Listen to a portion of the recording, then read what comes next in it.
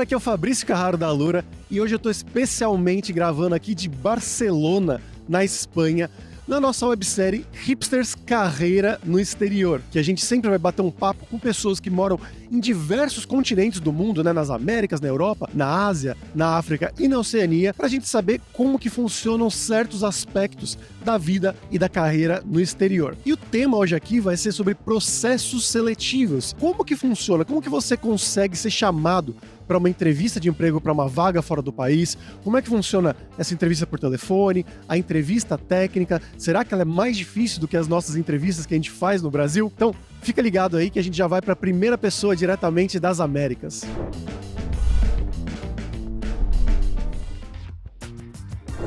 Entrevista de emprego, né? Em tecnologia, né, aqui nos Estados Unidos, eles fazem a filtragem de currículo. Então, normalmente, né, para quem trabalha com desenvolvimento, né, vai fazer uma entrevista com o recrutador primeiro, né? Então, vai ter uma conversa com o recrutador que, né, muitas vezes não é uma conversa técnica. Depois desse screen, né, que o pessoal chama aqui. Então, depois você vai fazer uma ou mais de uma entrevista técnica, né? Então, essas entrevistas técnicas muitas vezes são entrevistas de lead code, né? Então, você vai ter um desafio, né? Você vai ter uma ou mais horas ali para entregar esse desafio durante a entrevista. E uma das coisas importantes, né, na maior parte dos casos, não é simplesmente você implementar o desafio, né? O que a pessoa muitas vezes está avaliando ali também é a sua capacidade de explicar o que você está fazendo, né? Então, uma das piores coisas que você pode fazer na hora que está fazendo uma entrevista dessas é sair implementando o negócio todo sem explicar o que você está fazendo, né? Porque o que a gente está procurando nessa hora é entender como você pensa,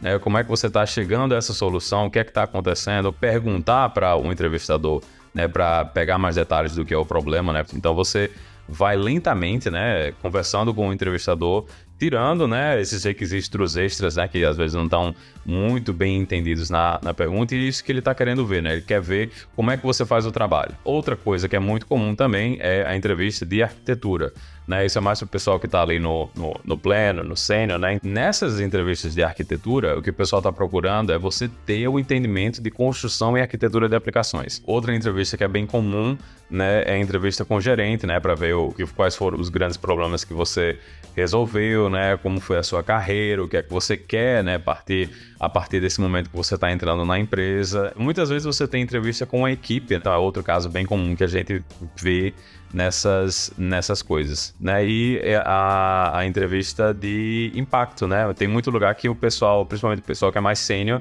você vai ter uma entrevista com o gerente para você ter uma conversa sobre quais foram o impacto que você teve no trabalho, quais foram as coisas que você fez que chamaram a atenção, né? O que são essas coisas da sua carreira que você produziu, né, que são interessantes, né? Então, essas coisas, né, que têm impacto real, e se você consegue dizer o impacto, principalmente financeiro, dessas coisas, você tem esses números, vai mostrar que você realmente entende do que é que você está fazendo. E eu não acho que seja uma coisa assim muito diferente do Brasil, né? No Brasil, eu me lembro que, e pelo que eu escuto do pessoal, é mais ou menos isso aí. Você vai ter entrevistas técnicas, né? Vai ter entrevista de arquitetura, vai ter entrevista com o gerente, vai ter entrevista com a equipe. Então, o jeito que o pessoal faz aqui não é muito diferente do que acontece no Brasil, não.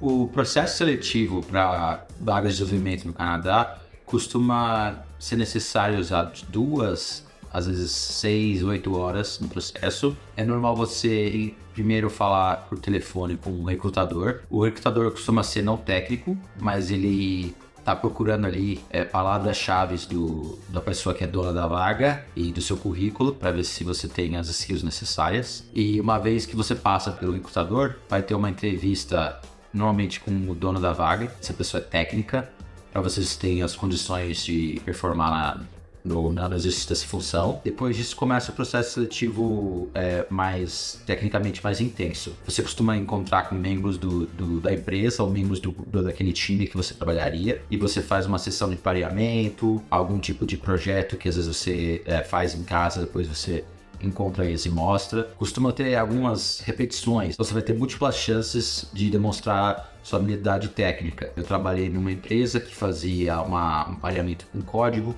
um pareamento com design de sistema, e quando eu digo pareamento aqui, é tipo, o entrevistador ele tenta não ser seu adversário, ele tenta ser um colaborador com você, apesar de ele estar te avaliando. E depois costuma incluir também uma entrevista, que é uma etapa em que alguém às vezes técnico, às vezes não técnico, mas alguém que vai ver como que o seu perfil de profissional encaixaria na empresa. Será que ele agregaria valor? Será que ele seria positivo e tal? Costuma ser uma coisa assim mais vaga, costuma perguntar para você como que você lida com situações de estresse, com situações que você não estava esperando, com situações novas, como é que você aprende novas skills, como é que você colabora com os outros. E depois de todas essas etapas, eventualmente vem a oferta e aí a sua chance de negociar um pouco. Algumas empresas não gostam da fase de negociar, algumas empresas entendem que você vai negociar e você combinou quando começa e é isso. Boa sorte.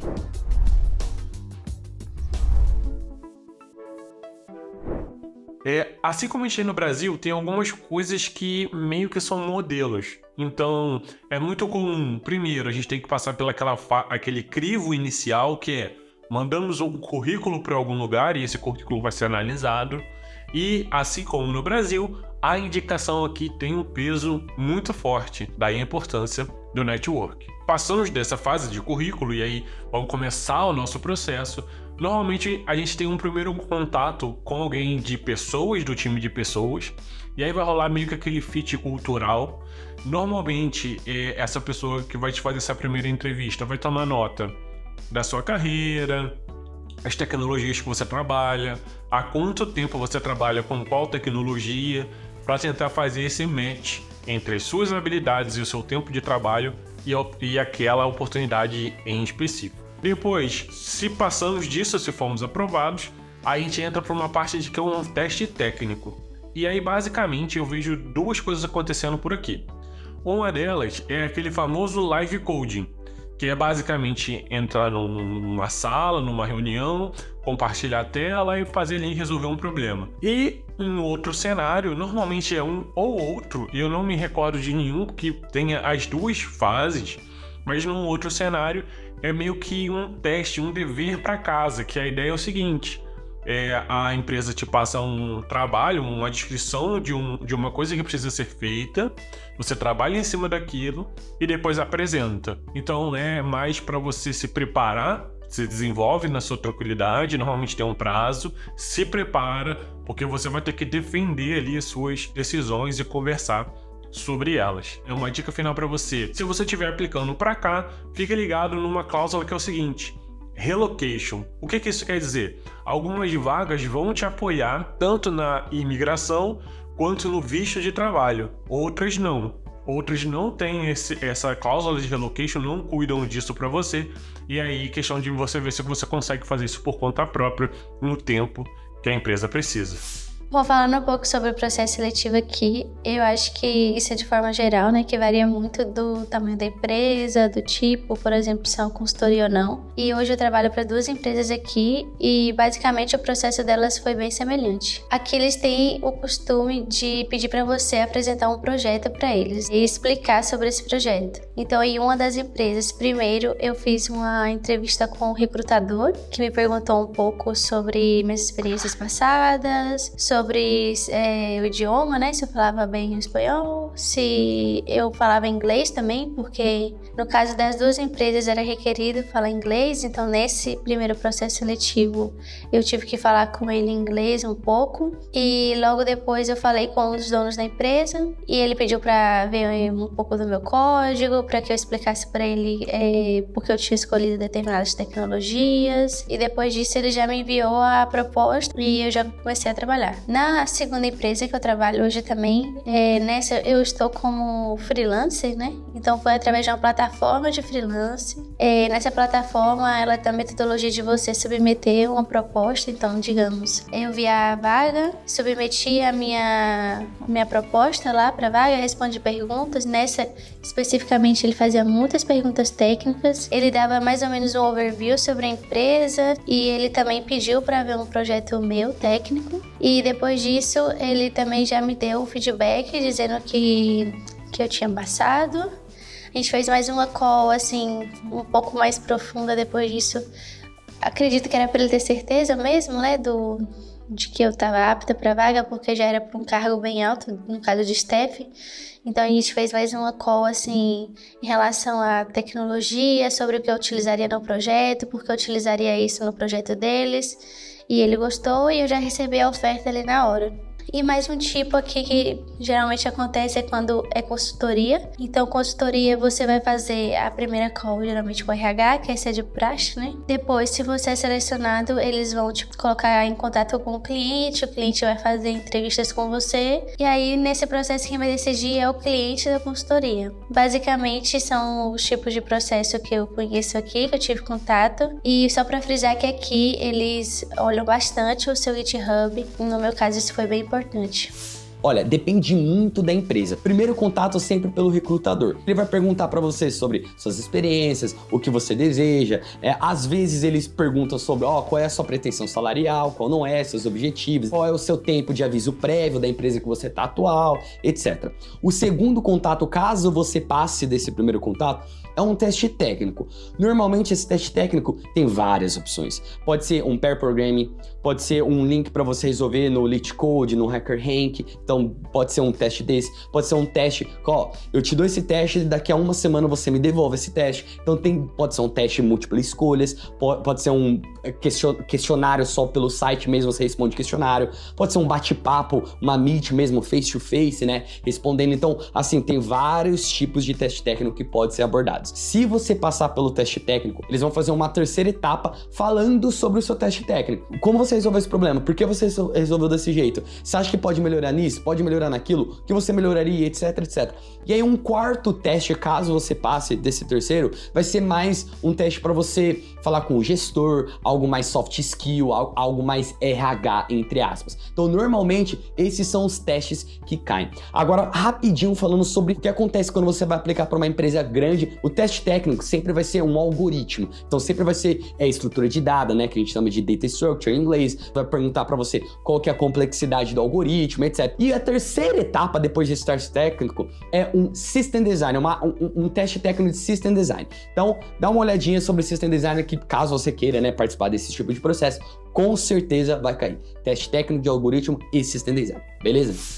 Quando se trata de processo seletivo, não tem muita diferença entre o Brasil e a Alemanha. E o processo primeiro, tem uma entrevista com o RH, só aquela entrevista para realmente descartar pessoas que estejam realmente muito fora da área. Então, a gente tem ou live coding ou projeto para fazer em casa. Depois, uma entrevista técnica, onde normalmente você vai contar sobre as suas experiências e responder perguntas que estejam relacionadas à tech stack que você trabalhou, ou algum projeto que você achou interessante, ou desafios que você passou enquanto trabalhava nesses projetos. A depender do nível de senioridade, você pode ter também ou mais uma entrevista técnica com pessoas diferentes do time, ou uma entrevista de system design ou arquitetura, onde vão te dar um problema e vão pedir para você bolar uma solução para esse problema. E, por último, uma entrevista de cultura, que pode ser com o CEO, ou com o CTO, ou até com o time. Então, é por aí, mais ou menos, o processo seletivo. Claro que o processo seletivo vai variar de empresa, depende do tamanho da empresa. Já participei de processos seletivos diversos, maiores e menores, alguns com 6 entrevistas, outros com 2 entrevistas, 3 entrevistas, mas depende bastante do tamanho da empresa, mas normalmente não costuma fugir muito desse script, não.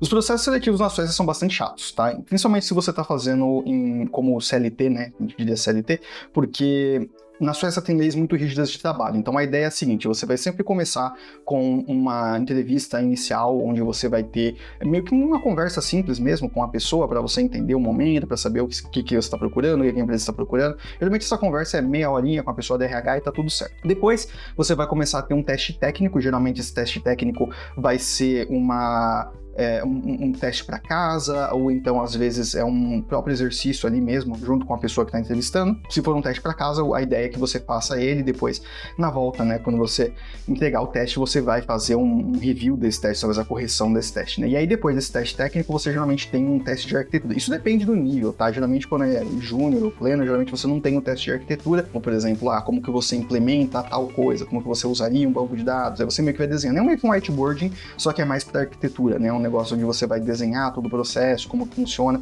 é mais para entender como que as coisas se conectam, né? Como você pensa, as coisas se conectam na sua cabeça.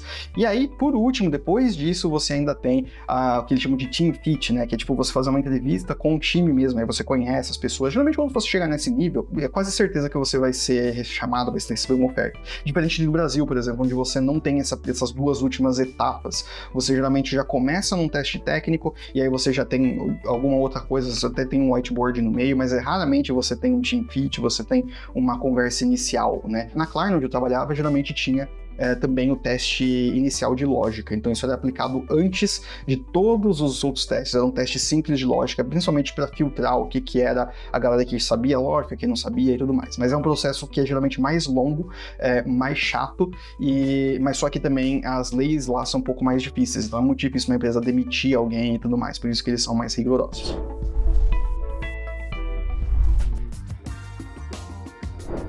O processo seletivo aqui na África do Sul, ele varia bastante de empresa para empresa. Eu não cheguei a fazer nenhum processo desde que eu cheguei aqui, mas conversando com colegas e amigos do trabalho, normalmente o primeiro contato que você recebe é de um recrutador. Aliás, aqui na África do Sul tem muitas empresas de recrutamento, então no LinkedIn especialmente você sempre acaba sendo contactado por uma recruiter que trabalha para algum pool de empresas que está procurando desenvolvedores de software. Depois desse contato inicial com a recruiter, você tem uma entrevista prévia com eles e aí segue por uma série de entrevistas técnicas. Tem empresas que elas fazem entrevistas de código na hora, igual Big Techs, mas tem também empresas que elas adotam o modelo de te dar um desafio.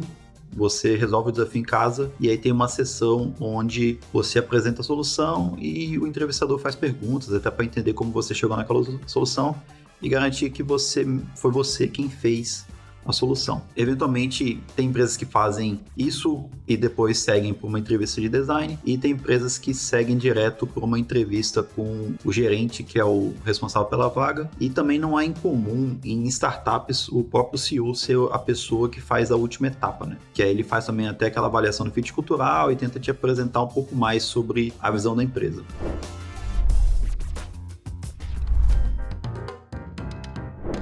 O processo seletivo aqui no Japão, ele se resume em aplicação para a vaga, envio dos documentos. Quais são esses documentos? Nirekusho e Shokumu-kei Rikusho, que seria o currículo e a carta de apresentação. Depois, eles te convidam para uma primeira entrevista, que é uma entrevista virtual, onde eles vão conversar com você e verificar suas habilidades técnicas. Passando desse processo, você é convidado para uma entrevista pessoalmente, onde eles vão estar verificando principalmente a sua adaptação à cultura empresarial japonesa. Aqui no Japão, eles prezam muito pela cultura empresarial, onde eles são muito formais e há uma etiqueta a ser seguida. Tem todo um ritual ali na hora da entrevista, mas também durante o dia a dia na empresa, tem etiquetas a serem respeitadas e eles são muito formais nesse ambiente empresarial. Para você ter uma ideia, aqui no Japão tem 3 tipos de linguajar, que é o linguajar comum, o linguajar do dia a dia, o linguajar educado e o linguajar empresarial. Eles vão levar em consideração as suas habilidades técnicas, mas também é muito importante você estar adaptado a essa cultura empresarial japonesa. O processo seletivo começa na busca de empregos. Aplicativos de emprego, redes sociais de profissionais são comuns no mundo inteiro. No Brasil e em outros países, o LinkedIn é bastante comum, mas é relativamente desconhecido aqui na China, porque os chineses têm seus próprios aplicativos para esse fim. Alguns exemplos são Lepin, Maimai, Bossipin, Jiaopin, que os chineses usam para buscar e ofertar vagas de emprego. Feiras de emprego também são relativamente comuns. Grandes empresas organizam essas feiras para ofertar as vagas de emprego, especialmente para quem está se graduando das universidades. Mas eu também já vi muita gente empregada que participa dessas feiras, buscando algumas oportunidades. Mas, na minha opinião, a maneira mais comum e mais efetiva de conseguir uma vaga de emprego é através do QI. Quem indica? Contatos, networking é a maneira mais comum de você obter um emprego. Aqui é importante elucidar alguns desafios que os estrangeiros enfrentam ao buscar empregos aqui na China. Pela minha experiência, 3 principais desafios afetam a empregabilidade de estrangeiros aqui na China. O primeiro deles é o idioma. A língua franca dos times de desenvolvimento aqui na China é o chinês. Tem muito desenvolvedor chinês que não fala uma palavra de inglês. E as empresas chinesas majoritariamente buscam profissionais que têm algum nível do domínio da língua chinesa. O segundo desafio é o fato de nós sermos estrangeiros. Empregabilidade é muito mais difícil aqui na China. A China tem uma política de imigração mais restrita que outros países. E o terceiro desafio é a competição interna no mercado de trabalho chinês. É importante dizer que os chineses são muito bons em TI. Na minha opinião, se você quer entrar no mercado de trabalho chinês, você tem que ter um diferencial que justifique o fato de uma empresa querer buscar esse profissional no exterior e importar, ao invés de buscar localmente. Aqui também eu gostaria de entrar um pouco mais em detalhes sobre o processo seletivo em si. Em geral, é um processo de múltiplas entrevistas. Na minha experiência, o mais comum são 3 entrevistas. Na primeira entrevista, o entrevistador quer conhecer o fit técnico do profissional com a vaga. Eles querem saber o seu background educacional, se você tem mestrado, se você tem doutorado, qual que é a sua experiência profissional. Eu também vejo uma tendência de entrevistadores perguntarem sobre artigos científicos publicados ou patentes no seu nome. Certificação também é relevante, mas eu não vejo muitas perguntas nesse aspecto, e nem vagas pedindo por alguma certificação específica. A segunda entrevista é densamente técnica. Aqui vão aprofundar bastante na sua expertise técnica. Nessa entrevista, 1 ou mais testes de código são comuns. Nessa entrevista também entra bastante discussão sobre use cases. A terceira entrevista, se você chegou nessa entrevista, você já está quase empregado, mas essa entrevista é mais para detalhar a sua empregabilidade. Então aqui você vai discutir condição de trabalho, salário, se você é um estrangeiro, qual é a sua situação com relação ao visto no país. Então são em geral essas 3 entrevistas. Eu gostaria também de fazer uma comparação com o Brasil. Já faz um tempo que eu não participo de uma entrevista de emprego no Brasil, então eu posso estar um pouco desatualizado com relação a isso. Mas pelas minhas experiências passadas, eu me lembro que também tinha bastante parte técnica, mas eu também me lembro de algumas perguntas insistentes do RH que aqui na China eu nunca vi. Por exemplo, com relação a testes de personalidade, perguntas sobre comportamento. O mais comum são perguntas técnicas focadas na expertise do candidato.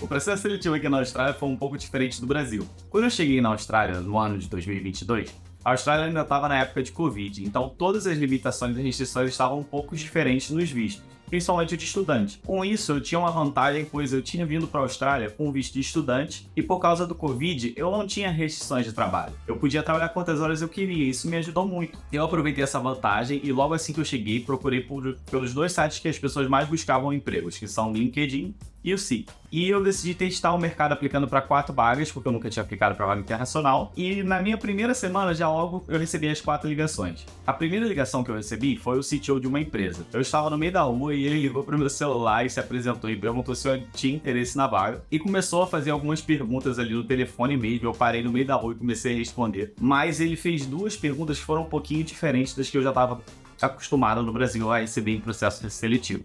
A primeira pergunta que eu senti que foi meio diferente foi: ele me perguntou qual foi o maior desafio profissional que eu já tinha passado e como eu tinha solucionado esse caso. E também, a segunda pergunta que ele fez que eu estranhei, ele me deu uma situação onde meu líder falava alguma coisa em alguma planning e eu tinha que discordar do meu líder e como eu reagiria, como eu conversaria com a equipe, como eu conversaria com o meu líder para dar uma contraproposta do que o líder tinha planejado. Após essas perguntas, ele gostou e decidiu prosseguir com o processo seletivo e marcar uma reunião com a equipe que eu iria trabalhar. E nessa entrevista, o CEO me apresentou a empresa e logo fomos para o Tech Lead para a gente começar a conversar mais tecnicamente. E essa parte da entrevista foi muito diferente do que eu já tinha experienciado no Brasil. Porque no Brasil as entrevistas são muito mais passando um desafio para você resolver. E essa entrevista aqui na Austrália, as perguntas foram mais voltadas para os fundamentos da tecnologia para ver se eu entendia o que supostamente eu tinha experiência. E eu lembro que uma das perguntas que ele fez, que foi muito diferente para mim, foi: se eu tivesse um usuário que fosse cego, como eu poderia abordar minha aplicação para incluir esse usuário na minha aplicação? Essa foi uma questão que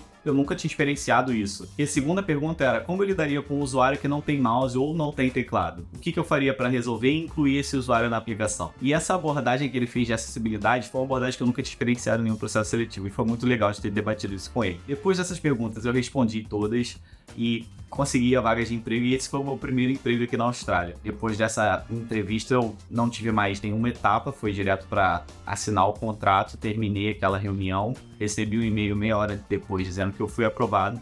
A gente assinou o contrato e eu comecei a trabalhar como engenheiro de software na Austrália com apenas 2 semanas de Austrália. Bom, pessoal, espero que você tenha gostado desse vídeo. Se você gostou, já dá aquele like, se inscreve no canal, porque isso sempre ajuda muito a gente a continuar com essa série aqui também, fazer mais episódios para o futuro. E também vou te convidar para conhecer mais o nosso Aluraverso. Eu, Fabrício Carraro, eu sou host de um podcast chamado Dev Sem Fronteiras, onde a gente entrevista toda semana pessoas que moram e trabalham fora do país. Então uma semana vai ser no Canadá, outra semana no Irã, uma semana na África do Sul. Então varia de semana para semana e é um papo muito legal, mas aí sempre com uma pessoa só por episódio. Também a gente tem um Instagram do hipsters.tech, literalmente @hipsters.tech, onde a gente sempre posta novidades do mundo da tecnologia. Então você pode ficar ligado ou ligada lá. E claro, essas pessoas que a gente bateu papo aqui, todas elas moram fora, têm uma carreira no exterior, tanto porque elas aprenderam bem uma tecnologia, então você pode ver isso nos cursos da Alura, e também porque elas conseguem se comunicar em outro idioma, seja o inglês ou o espanhol. E a gente tem aqui a Alura Língua, que lá você pode aprender desde o básico até o avançado, seja o inglês, seja o espanhol. E a gente tem também o curso Inglês para Devs, que é focado nesse inglês de trabalho mesmo, que você vai usar em uma entrevista de emprego por telefone, que você vai usar em uma reunião de trabalho ali em inglês. Então, com certeza vai ser muito útil para você que está querendo, talvez, embarcar em uma carreira para estar aqui no futuro, talvez no Hipsters, carreira no exterior ou lá no Dev Sem Fronteiras. E a Alura Língua está disponível tanto lá em aluralingua.com.br ou então no plano Pro da Alura. Então você vai e assina o plano Pro, tem acesso aos mais de 1.500 cursos de todas as áreas da tecnologia aqui na nossa Alura, inclusive com inteligência artificial, e também você ganha acesso à Alura Língua para você praticar os seus idiomas. Vale muito a pena. E por hoje é isso, pessoal. A gente se vê aqui nos próximos episódios dessa websérie Hipsters, Carreira no Exterior. Até mais. Tchau, tchau.